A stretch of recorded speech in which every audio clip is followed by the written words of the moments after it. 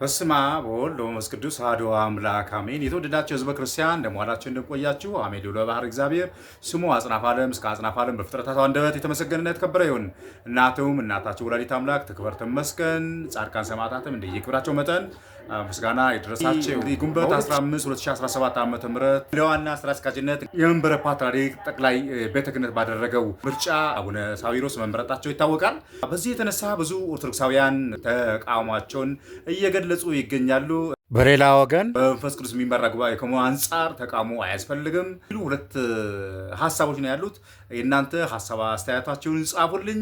አሁን ቀጥታ ወደ ቪዲዮ። ድጋሚ ጥቁር ቀን፣ ድጋሚ ጨለማ። እኛ እንደፈራ ነው እነሱ ደግሞ እንደዛቱት ይሄው የማይደርስ የለምና ተቆጣጠሩት ሆኑት። የዛሬ 2 ዓመት ለዚህ ወንበር ሲባል ነበረ ያን ሁሉ ክርስቲያን ያን ሁሉ ባለማተብ እንደ ቅጠል ያረገፉት ጥይት እንደው ያርከፈከፉባቸው እንደ በግ አስተኝተው ያሳረዷቸው። ቅድስት ቤተክርስቲያን በዘመኗ አይታና ሰምታ የማታውቀውን ነገር በዘመኗ የሆነባት የዛን ቀን የዛሬ 2 ዓመት ነበር። ካሁን በኋላ በቅድስት ቤተክርስቲያን ላይ ለሚደርሰው ነገር በደል በሙሉ ተጠያቂው ማንም አይደለም፣ እሱና እሱም መሰሎች ግብረአበሮቹ ናቸው። ቅድስት ቤተክርስቲያን ካሁን በኋላ በሚደርስብሽ ፈተና በሙሉ ከጎንሽ ሆነ ልሳናችን እስኪዘጋ ድረስ ልናገለግልሽና ልንሟገትልሽ ልንከራከርልሽ ተዘጋጅተናል። ሳንከዳሽና ሳናጎበድድ እንድናገለግልሽ ፈጣሪሽ አምላክሽ ኢየሱስ ክርስቶስ ይርዳል።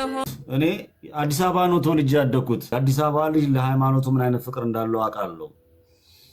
የአዲስ አበባ ልጅ ለፖለቲካ ተነሱ ተጨፋጨፉ ድንጋይ ወሩ ብዬ ተናግሬ አላውቅም። ስለ ሃይማኖት ግን ተነጋገር። አሁን ስለ ሃይማኖት አውራ። በአዲስ ከተማ 10 ክፍለ ከተማ አለ። 11ኛ ክፍለ ከተማ አዳነች አበቤ ወልዳለች። አዲስ አበባ ላይ ያለ ወጣት የምትሰማኝ ከሆነ የኢትዮጵያ ኦርቶዶክስ እምነት ተከታይ ይሆን ካለ ከዚህ የበለጠ መዋረድ፣ ከዚህ የበለጠ መንቋሸሽ፣ ከዚህ የበለጠ ስድብ የለም። የብሔር ጉዳይ አይደለም። አይ ዶንት ኬር ብሔሬ መንግስተ ሰማያት አይከተኝም። ብሔሬ አንድ እርምጃ አይወስደኝም። ብሔሬ ለነጻነት የምታገልበት ነው።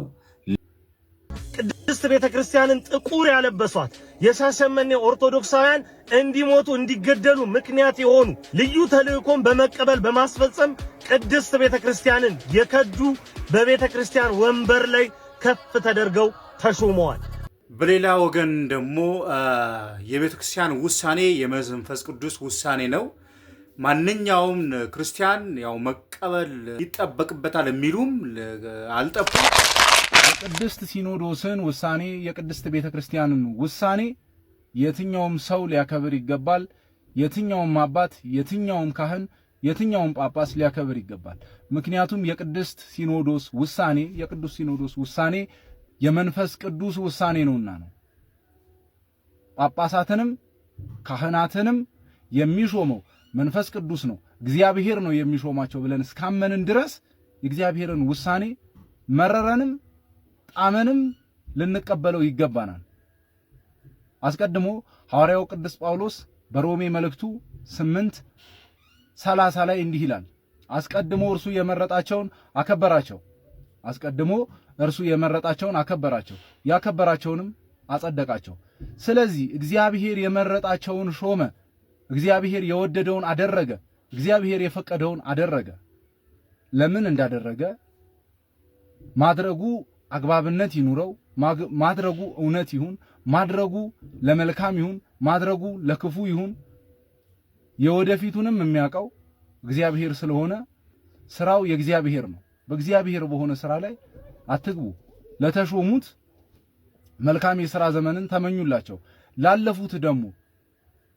ላለፉት ደግሞ ቤተክርስቲያናችንን አምድ ሆነው ምሰሶ ሆነው ገትረው ቤተክርስቲያናችንን ይዘው ጠብቀው ላለፉ አባቶች ደግሞ ታላቅ የሆነ ክብርንና ምስጋናን ለነሱ ስጡ። አሁን ደግሞ ላሉት እግዚአብሔር መንፈሳቸውን መልካም እንዲያደርግላቸው፣ መንፈሳቸውን ቅን እንዲያደርግላቸው፣ እግዚአብሔርን በመፍራት መንጋውን በማሰብ የሚንቀሳቀሱ እንዲሆኑ ለነሱ በጸሎት ትጉ።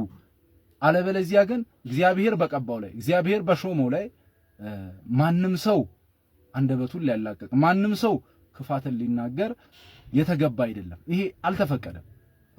ክቡራንና ክቡራን የአለቴው ተከታታዮች ለዚህ ፕሮግራም አዲስ የሆናችሁ ሳብስክራይብ እያደረጋችሁ እንዲሁም ለሁሉ ማህበረሰብ ተደራሽ እንዲሆን ላይክ እንድታደርጉልኝ በትህትና እጠይቃለሁ። ቸርን ሰንብት።